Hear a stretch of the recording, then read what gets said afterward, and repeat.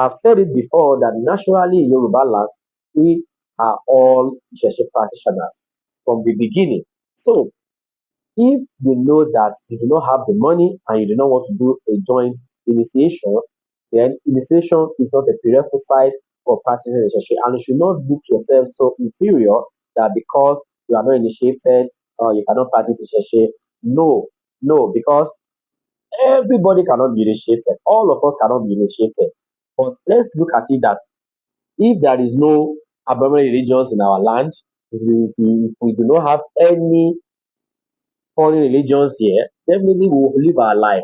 And we won't go to a Babalawo to do consultation for us. We won't go to an Orisha to pray for us. Right? This has been our practice in Yoruba land. So the only thing we can say we have in Yoruba land that is very common is the lineage Orisha. Like if you go to